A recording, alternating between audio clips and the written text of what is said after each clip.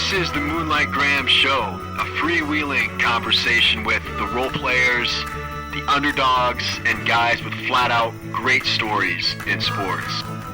Hello and welcome back to the Moonlight Graham Show, and our Moonlighter for today is one of the top college basketball coaches in the country who is originally from Storm Lake, Iowa, went to the very small high school of Storm Lake St. Mary's. His name is Ben McCollum. Now, Ben McCollum, he's been the head basketball coach at Division II Northwest Missouri State for the last 12 years. And in that time, Ben has won 3 national championships in 2017, 2019, and 2021. They probably would have won it in 2020, but COVID kept that from happening. So they've won 3 out of the last 5 national championships and probably could have won 4 out of the last 5. They really got an awesome thing going down in Maryville, Missouri. They've won 9 regular season championships in the 12 years that Ben has been there. He's won about every national coaching award that you can possibly win. And I was actually looking at his coaching record. Get a look at his coaching record in the time that he's been there. The first year he was at Northwest Missouri State, Ben led Northwest Missouri State to a 12-15 record. Second year, it got even worse. They were 10-16 his second year before they started turning things around.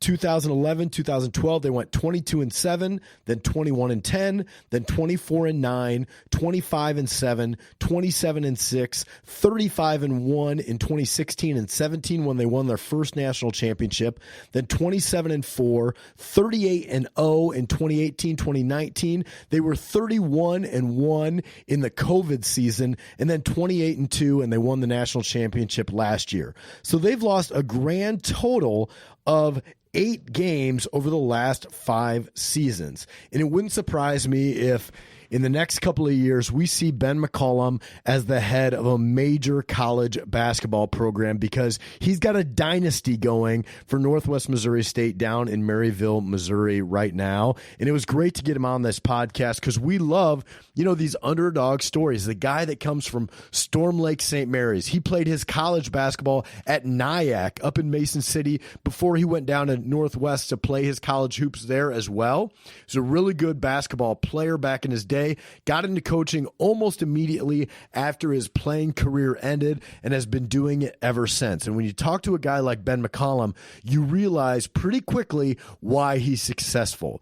He's extremely competitive. He's got an acute sense for detail. He cares about the small stuff, and he cares about the quality of people that he's bringing into his program. And I think that's so important, especially at the college game. And it's led to his success over at Northwest Missouri State. So it's fun to get him here on the program. Always love to talk to coaches here on the podcast. And I think you guys are going to enjoy this episode too. And if you like what we're doing here on the Moonlight Graham Show, make sure to subscribe to our podcast wherever it is that you get your podcast. And we would love it, folks, if you left us a 5-star review. You can also follow the show on social media, Twitter, Instagram, Facebook, YouTube. We love hearing from you guys each and every week. So enjoy today's episode with Moonlighter, National Basketball Coach of the Year, Ben McCollum.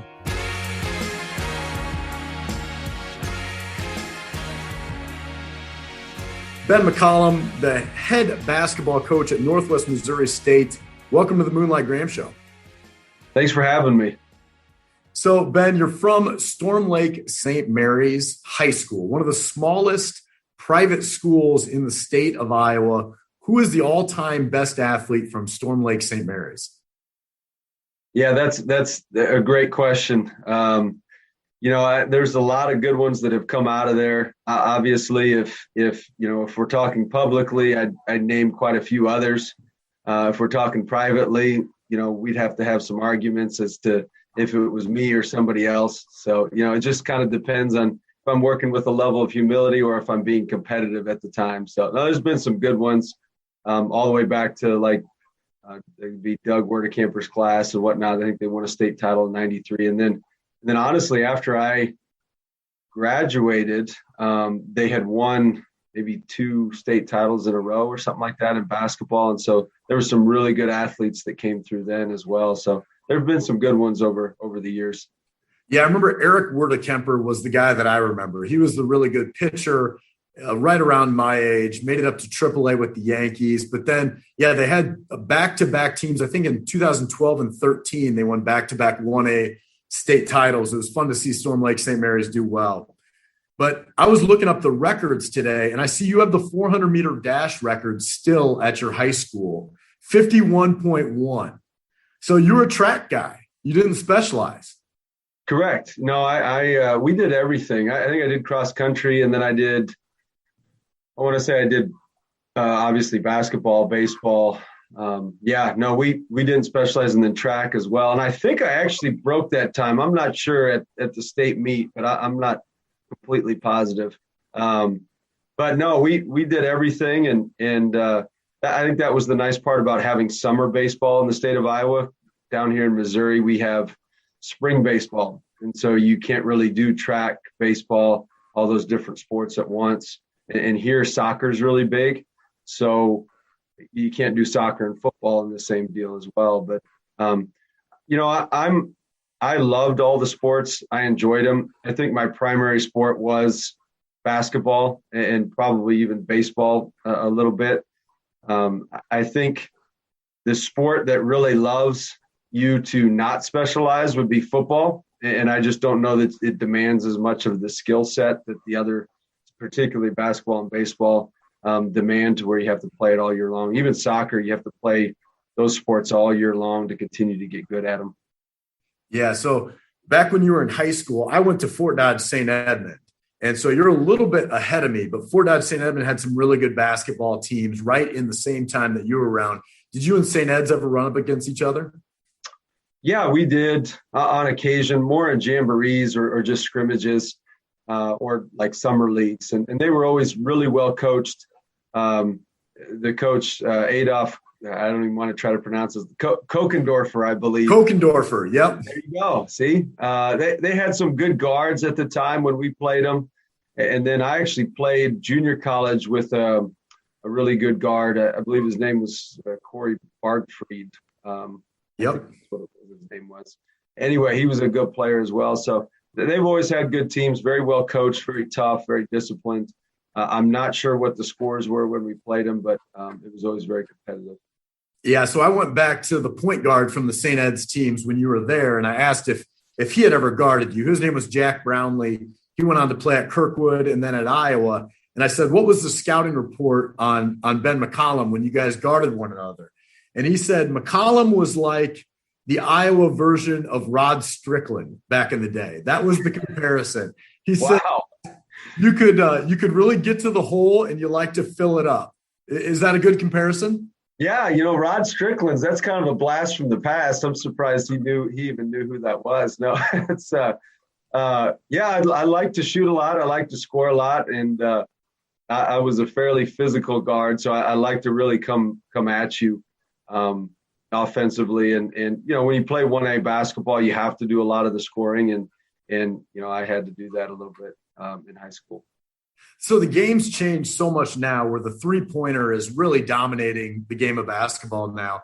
Back when you were playing, whether it was in high school or in college, how much was the three-pointer part of your game?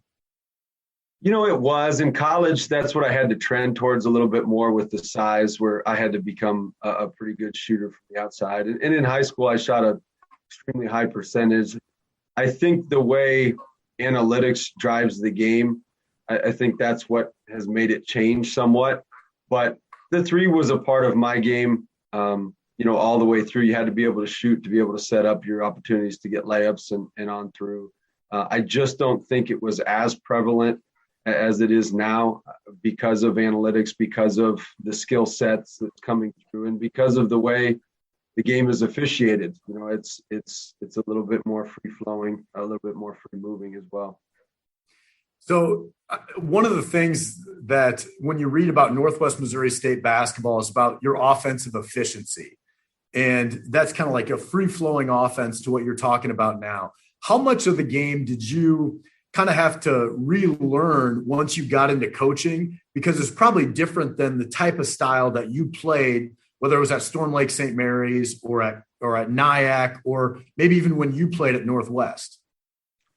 Yeah. So for me, the way I've always learned is just studying other teams and studying, whether it be European teams or NBA teams or college basketball teams, some of the best efficiency teams. But when I study them, I don't try to copy them. I just try to pull different things that I like from what they do. So how we started to get good offensively and be more offensively efficient was I'm a defensive coach by nature. So I prefer to really defend people. What I found is the more you score on offense, the more you can set your defense and protect, which you work on a lot. So over the years, we started to get really efficient offensively and really put a lot of pressure on defenses. I don't like to be results focused when we coach. So the analytics piece of that, we don't say, hey, we want to shoot a lot of threes because that's what analytics says to do. What we say is we want to get layups, 1, free throws, 2, and then 3, we want to get threes. So in order to get layups, you have to have space on the floor. In order to get space on the floor, you have to be able to shoot the basketball. So our objective is really to put a lot of pressure on the paint, a lot of pressure on the rim, get you to help, get you to rotate. In order to do that, you have to space the floor and be able to knock down open threes. And then eventually, we're working in and out consistently. So that's how it's a very, I guess, short version of how everything formed was just trying to be able to put pressure on defenses, get layups, be efficient to be able to set my defense. Would you as a player have been better in today's game or 20 years ago?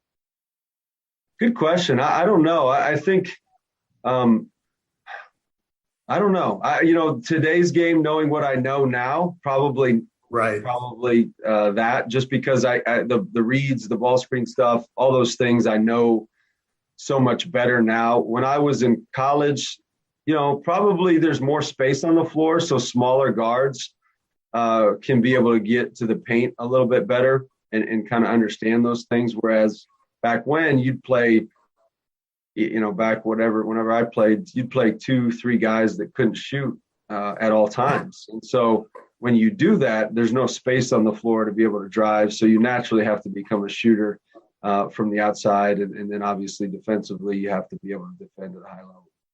So you wrap up your playing career at Northwest Missouri State. And I was surprised to find out that your first stop was not a coaching job. You actually went and accepted a job with Wells Fargo right after your playing career. And you actually maybe considered not coaching right away. Tell me about the Wells Fargo stint. Yeah. So I graduated with a degree in finance from Northwest Missouri State. And then went to work for, I guess, Wells Fargo for it had been 2-3 months, something like that, in Kansas City. And then, I just kind of woke up and just one day, just honestly was like, man, I don't feel like I'm making the difference that I personally wanted to make. And I don't feel like I'm working with passion. I felt like I was working competitively to make the most money, essentially. And I thought, eventually this is going to run out and it's not going to be as much fun. So I ended up going back to Northwest to my old head coach and asked him if I could be a GA. And he had nothing for me. He didn't have any money or anything like that. So I paid for my own way that first year. And then the second year, I obviously got the graduate assistant's job. And then after that, went to Emporia State for very little money for about 4 seasons and then came back as the head coach. And so, I was fortunate enough to have a mom that she just wanted me to pursue what I wanted to do and allowed me to dream and allowed me to pursue those things, allowed me to think outside the box. And I always felt like I could accomplish really anything as long as I just worked extremely hard at it. So I wasn't scared to take that risk. I wasn't scared to pursue something like that. And it ended up working out for me. How stressful were those years in your 20s where you're not making any money? Part of it is you're paying to have this job at some point. I got to imagine that, you got a life that you're living too, and you're thinking, man, is this going to work out for me? Was that stress there for you throughout your 20s? No, never. No, I never felt any thought that it wasn't going to work out for me. And I'm not sure why. That's just probably because I was doing what I wanted to do. I was doing what I was passionate about. And I knew that no matter what money I made or, how my life was going to turn out, I knew that at the end of the day, I was very happy. I never really worked a day in my life. Honestly, the day I got the head coaching job, which was my dream, was probably the most stressful day that I'll have. And that first year or two was extremely stressful. But when I was making no money or very little money at Emporia State, no, not a lot of stress whatsoever. Just really working, being very passionate about what I was able to do and being able to make a difference on kids' lives. So those first 2 years that you were the head coach at Northwest Missouri State, you lose 31 games in those first 2 years. I think at total you've lost 30 games over the last 8 seasons, but you lost 31 alone in those first 2. What happened? Was it just you had to get the right guys in place, get guys to buy into your system, or why did it take a little bit of time to get going? Yeah, I think a lot of people talk about culture and they want to establish a certain level of culture, kind of a result immediately. And that just does not happen. So with us, we really had to get the right people. And then we had to form a belief that we could win and we could win at a high level. And that just takes time to establish it in a way that's sustainable. It just takes so much time and so much effort and so much pain and suffering throughout that. Our third year, we won with a very similar roster to what we had our second year. In our second year, we finished that season 6-3. We started it, I don't even know, it was terrible, but finished at 6-3 on an upward trend. And then eventually that next year we were trending in the right direction and won the conference, went from essentially last to first in one season. And it was about getting the right people, getting them to believe, and kind of establishing that set of guidelines that continues to guide us today. And then me being better as a coach and a leader, that took a lot of time, and it still is continuing to evolve and figuring out how to motivate people, how to get the right people, how to handle the new age kids, all those different things, trying to piece that together and grow that. But, with today's generation, I think people can set themselves apart if they understand that results don't happen for a while. It takes a long time, but if you just continue to work daily and just, hey, I'm going to do this today, do that today, and all those little small habits, they eventually add up. And then all of a sudden one day you're winning the league, and it's like, well, how did you finish last one year? And then all of a sudden you just arrived, and it's like, well, we didn't arrive that day. It was happening for 2 years, 3 years, 4 years. We didn't win a national title in 2017. We won it, the day I got the job, and the next day, and the next day, and the next day, and the next day. And all those habits kind of added up into where everyone thinks it just happened that day. But it was a lot of years in the making. I've seen you talk a lot about getting the right coaches, the right kids, the right trainers, everybody involved with the program. You're looking for the right people. So what are you looking for in particular, like the characteristics and the qualities of the people that you're bringing into the program? Yeah, for us, we want guys that understand a first place mentality. So we want first place people. And what that means to me is when I was in high school, we lost to Newell Fonda quite a bit. And I think we lost 3 times, but I think we were like 17-3 or something like that. They were good. Yeah. And they were really good. And our 3 losses, I think it was 3 losses. I think we only lost to them. We're all to the same team, Newell Fonda. And I always thought that we were really close to finishing first place because we finished second, essentially. And then at Nyack, we'd be third or fourth, somewhere in that range, and we were okay. And I always thought, hey, we're close. And then I got to Northwest Missouri State as a junior, and I saw the culture that was established and how those kids worked and how they operated and the energy that they played with. And I realized how far away first place is from second place. So what I always tell people is second place to sixth place, there's not a big gap. Second to seventh, not a big gap. First to second, there is a massive gap between the two. What characteristics do we look for? We like just a couple that we identify, an extreme work ethic. We like people that it's almost an obsession, almost to a fault sometimes, where there's not as much balance in their life, but they really work extremely, extremely hard. We like guys that have great energy. We like unselfish people, selfless people that are genuinely that way. And one thing that two things that are probably different than most is we like people with a little bit of an edge. So I think it was John Thompson that said you can tame a fool a lot quicker than you can resurrect a corpse. And so we want to make sure that we have people that do have a little bit of an edge.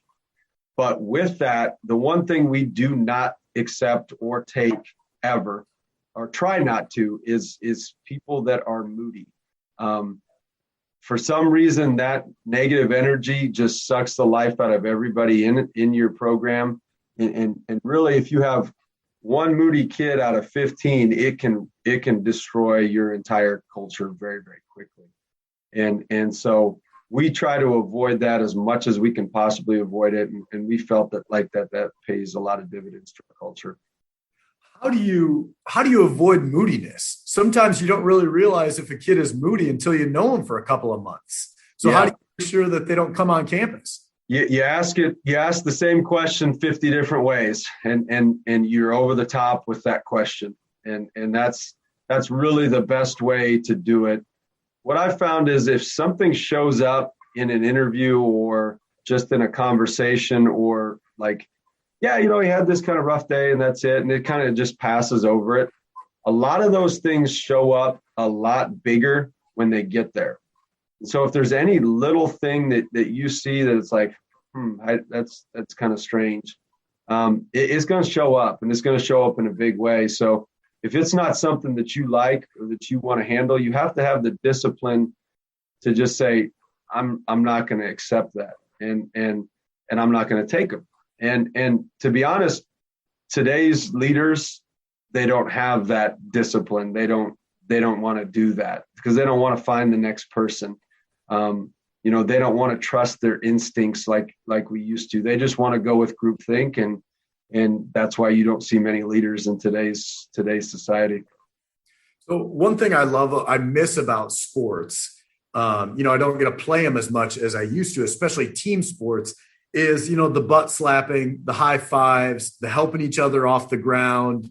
When somebody takes a charge, 4 teammates run over and help them up, and all of that stuff. How much of that do you foster as a team? Like, hey, we do this stuff. Make sure after you make a shot, you point to the guy that passed it to you. Like, do you coach that into guys, or is it just because you bring the right guys in, they already do all of that stuff? Yeah, probably both. I think naturally they do that stuff and they have a genuineness about them. I think a lot of those actions, whether it's running over and picking up a teammate or, pointing to a teammate, a lot of those I would consider results, meaning you have to start with the process. So you have to start with a genuine unselfishness that wants your teammates to do well. And I think so often coaches start with hey, make sure you point to a teammate. Hey, make sure you run over and help them up. And they forget, why are you doing that? And what in your heart forces you to do those things. And so we would rather start with the initial piece. And a lot of times we get those kids that naturally have that unselfish mentality, naturally work with great body language. And so then you're just trying to make it a little bit better and help them understand why they operate the way they operate. And then those results, whether it's pointing at a teammate, picking somebody up, the communication, the body language, et cetera, those will just come based off of your initial why. And if you know the why, I think that helps a lot. Nice. So, Ben, the way we end every episode of the Moonlight Graham Show is with the 5 big questions. All right. This will be intense. Is if you head to the gym later today and you shoot 100 free throws from the free throw line in the gym by yourself, how many are you making? 85. 85 out of 100? I would say so. Yeah, I would say pretty close to that. I would have put you over 90. Yeah, I might be. I mean, I'm trying to make sure that I maintain a level of humility. I mean, it just depends. You get tired. You're 40 years old. You get aged. Your elbow starts to hurt, and it's just today. So I would say 85 is probably a good number. Are you better if I'm chirping in your ear? Are you better, or are you better in the gym by yourself? Better when you're talking to me. Yeah, without a doubt. I absolutely love. I find reasons to be motivated by things like that. So it doesn't take me. It's not very hard for me to find something. I'll find something, and then it'll, piss me off, and then it'll motivate me. And so I search for those things. So you've been an athlete and a coach for almost your entire life, right? So I got to imagine that your time as a spectator has been very small, right? Because most of the time you are in the game. You're either on the court or you're on the bench coaching the game. But what's the best game, whether it's basketball, baseball, football, that you've ever been in the stands for? Ooh, that's a really good question. I don't know. I would say, I went to there's a good sporting event that I went to, the Indy 500. Ooh. It was fantastic. It was probably the greatest sporting event I've ever been to. So just from a sporting event, not necessarily the game or the enjoyment, but the intensity of everything was phenomenal. And it was pretty good. Were you on the infield? No, but I was right above the finish line, first row, second tier. Oh yeah. No, I didn't want to go either. And then you get there and you're like, man, this is intense. But I went to a game one year. It was my first recruiting trip. It was Omaha Central versus, I think it was Bellevue West. And both of them had really good guards on their team. And I think it might've gone into overtime, and it was completely full. Couldn't even get to the gym. And that was one of the better games that I've seen. It was a fun environment. So the Indy 500 and then a high school game in Nebraska are your two favorites. Yeah, I've seen them from the bench. I've seen some pretty phenomenal games from the bench. So there's been other games. I've seen so many games that I can't really identify one that I just love. What coach do you steal from the most?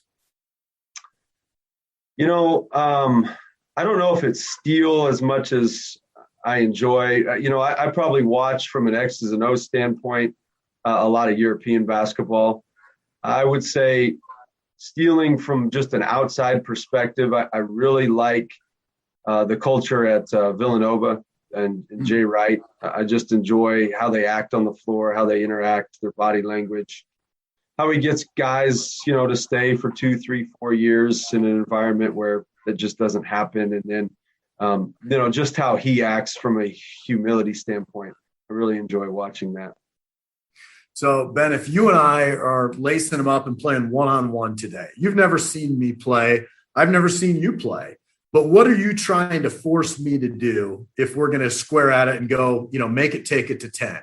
What, you don't have my scouting report, but I'm sure you're going to try to force me into do a couple of things that I don't want to do. Yeah. If it's make it, take it, do I start with the ball or you? I'm going to start with the ball. Oh, so I just have to guard you one time. I would probably try to get as physical as I could possibly get with you and put a lot of heat on you just to see if you could, your first bounce, I want you to have a negative bounce. So I'm going to get you one way or the other.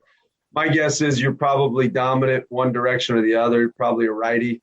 So So we'll make sure to we're not going to force you necessarily that direction, but I want to get into your ball and really, really, really hit the ball. And then on offense, I'm just coming right at you, right or left. I'll talk a lot of trash. It'll be enjoyable. I look forward to it. I look forward to it if it ever happens. It sounds like that's good. Final question here, Ben, is what's the best advice you've ever received? To be you as a coach. I think, and I got it from it's the University of Kansas women's coach now, Brandon Schneider. He was at Emporia State when I was there. And I remember going in and asking him that. And I said, hey, what's the best advice you got for me, now that I'm becoming head coach? And he said, just make sure that you're you. Make sure that you always coach to who you are. And I never understood it. But then my first year, I tried to emulate Steve Tapmeyer, who was my old head coach. My second year, I tried to emulate David Moe, who was the coach at Emporia State. And then eventually I thought, okay, just take bits and pieces from them and what they did, and then make sure that you are you, because you can do it so many different ways. And so that third year, I really became comfortable with who I was and continue to try to do that and be comfortable that, I am good enough and you can do it a certain way. And that's probably the best advice. The other one was show love to the low maintenance. I think so often we forget those people that do a lot of things that people don't realize, whether it just be a janitor or even just a great employee that is low maintenance, that doesn't demand a lot, that doesn't need a lot. And then we spend all of our time on these high maintenance people that's like, gosh, I got to keep them happy. I got to do this. But a lot of times those high maintenance people are the same ones that aren't going to have you back when it comes down to it. And you want to make sure that you show love to the people that will always have your back. And so I try to do that and try to make sure I do both of those two things daily. That show love to the low maintenance. I've done 210 episodes of this podcast now, and I've never heard that one before. That's really good. So I appreciate you sharing that with us. Yeah, absolutely. Well, Ben, thank you so much for coming on the podcast. It's really good to connect, especially with another, Sioux City Diocese guy like yourself. So thank you so much. Best of luck next season, and thanks for spending time with us. Yeah, no problem. Hey guys, thanks once again to listening to today's episode of the Moonlight Graham Show.